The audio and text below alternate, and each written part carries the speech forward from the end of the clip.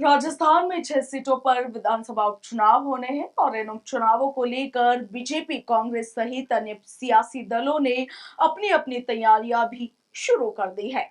उपचुनाव को लेकर भाजपा, कांग्रेस और अन्य पार्टियां काफी ज्यादा एक्टिव हो गई है। सियासी हलकों में चर्चा है कि भाजपा और कांग्रेस के नेता अपने अपने परिवारजनों को टिकट दिलाना चाहते हैं और इसके लिए अब लॉबिंग भी तेज कर दी गई है।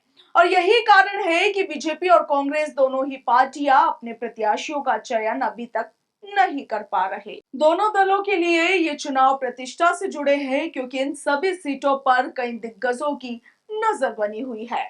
विधानसभा चुनाव में कांग्रेस के सामने सरकार बचाने की चुनौती थी, तो वहीं बीजेपी को सत्ता में वापसी की चिंता थी और नतीजे अब आप सभी के सामने है। हालांकि अब कांग्रेस उपचुनाव में यदि हार जाती है तो इसका सीधा असर आने वाले राज्यसभा चुनाव पर पड़ेगा। इसके साथ ही कांग्रेस प्रदेशाध्यक्ष गोविंद सिंह डोटासरा की प्रतिष्ठा भी खतरे में पड़ सकती है।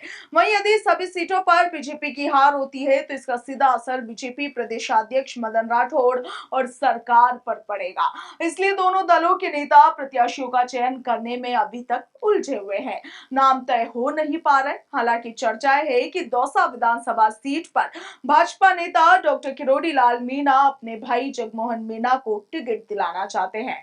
वहीं चर्चा ये भी है कि कांग्रेस के मुरारी लाल मीणा अपनी बेटी को ये टिकट दिलाने का प्रयास कर रहे हैं। और इन सब चर्चाओं से अब ऐसा लगता है कि इन उपचुनाव में इस सीट पर वरिष्ठ नेताओं की अनदेखी हो रही है और भाई भतीजावाद घुसता हुआ नजर आ रहा है।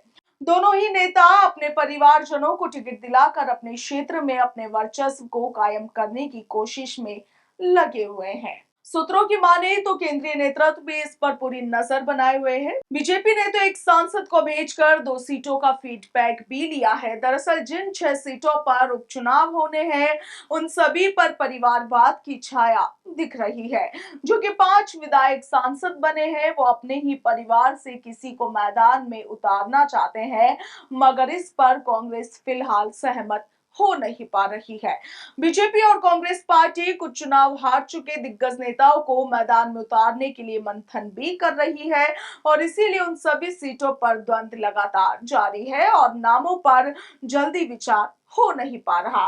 फिलहाल मामला अभी तक साफ नहीं हो पाया है। दरअसल इन सभी सीटों पर जातिगत समीकरण को बिना बैठाए चुनाव लड़ना मुश्किल होगा। इन चुनावों पर प्रभाव डालने वाले कई क्षेत्रीय नेता हैं। बिना उन्हें साधे चुनाव मैदान में उतारना बेहद चुनौती भरा रहेगा और इसीलिए बीजेपी और कांग्रेस सिर्फ संगठन के द्वारा फीडबैक ले रही है।